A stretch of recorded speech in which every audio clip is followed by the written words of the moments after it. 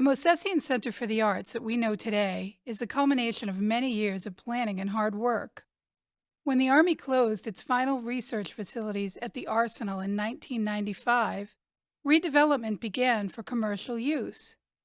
As part of the process, the 37-acre property was sold to the town of Watertown. In 1997, a group of citizens incorporated as Watertown Arts on the Charles, and we dedicated ourselves to creating an arts center at the former Arsenal. A Center for the Arts had been a long-time dream of many of us.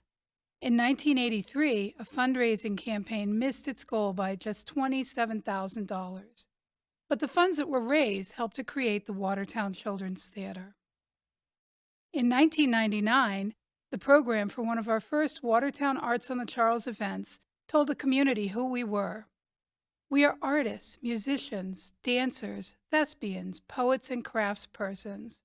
We are neighbors and teachers and firefighters. We are children, grandparents, and 20-somethings. We are everyone who wishes to improve the quality of life for all Watertown citizens, and we work together to create this wonderful historic place to view, learn, and practice the arts in Watertown. To redevelop the Arsenal property, the town had selected real estate firm Cushman & Wakefield and developers O'Neill Properties Group of Philadelphia. Boston architecture firm Brunner Cott were contracted to restore the Arsenal buildings to the original exterior designs.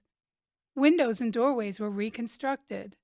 A parking garage replaced paved lots, and tree-lined green spaces, reminiscent of the original parade grounds, were created. The town and board members of Watertown Arts on the Charles negotiated with O'Neill Properties to reserve one building for an arts center, and O'Neill also pledged $1 million toward its interior construction. The front half of Building 312, the old erecting shop, was chosen as a centerpiece of the Arsenal redevelopment. After collecting bids from architects and reviewing potential designs and costs, we realized that constructing an arts center would be several $1 million more than we anticipated. The community came through. The town contributed $1 million, Watertown Savings Bank donated $500,000 and approved a substantial loan, and Charles Mosesian, a well-loved Watertown businessman and philanthropist, pledged another $1 million. On May 15, 2001, the town signed a 99-year lease with O'Neill Properties, ensuring that an arts center would be a long-term tenant at the Arsenal. Harvard University purchased the Arsenal property that same year, subject to the arts center lease. Over the following 2 years, many corporate and individual donors contributed both large and small amounts. Board members and community members gave countless hours of volunteer time and effort. In 2003, construction began on what had been left as an empty shell of a large part of Building 312. The new 3-story, 30,000-square-foot design would include a main stage theater, a black box theater, gallery spaces, studio spaces, classrooms, and a rehearsal hall. The centerpiece of the lobby was an expansive staircase with wide landings that were intended for small performances, exhibitions, or public gathering. On September 10, 2005, the Arts Center opened under its original name, the Arsenal Center for the Arts. To honor its first major individual donor, the main stage was named the Charles Mosesian Theater. A black tie gala, arts displays and workshops, musical performances, and other events celebrated the opening weekend we had waited so long to see. Watertown Children's Theater became a tenant in the center, and New Repertory Theater became the professional company in residence. In the 16 years since opening, we've truly seen a dream fulfilled in performances, exhibitions, classes, workshops, and so much more. Since 2005, we've had over 1.2 million visitors, have programmed over 3,000 events, have enrolled over 12,000 students, have exhibited the work of over 3,000 artists, and have been supported by over 1,000 volunteers and thousands of donors.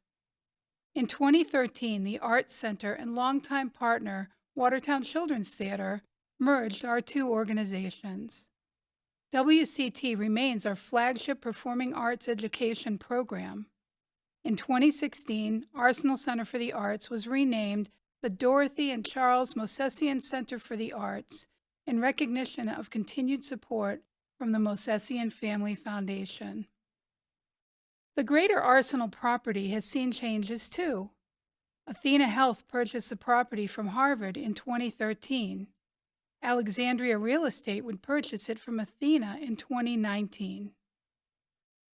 In our lobby, some visitors have seen the large staircase and landings as an obstacle, both physically overwhelming and visually imposing. Safety concerns have kept us from using the landings for performances, and the space has been roped off from the public. A strategic plan in 2019 identified the lobby as needing an updated design for better accessibility, reception space, and crowd movement through the galleries and to theater entrances. The events of 2020 confirmed that more widely open space would be a public health benefit as well. With the closure of the MCA and all arts organizations in 2020 came a silver lining, the opportunity to redesign the space earlier than expected. A feasibility study to reimagine the lobby, gallery spaces and classrooms, and administrative offices was conducted with design from Sasaki Associates.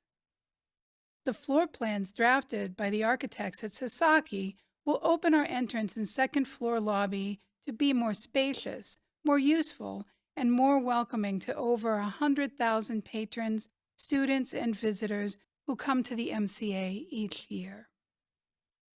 We've been eager to share these plans and the renderings of what our art center will look like after construction.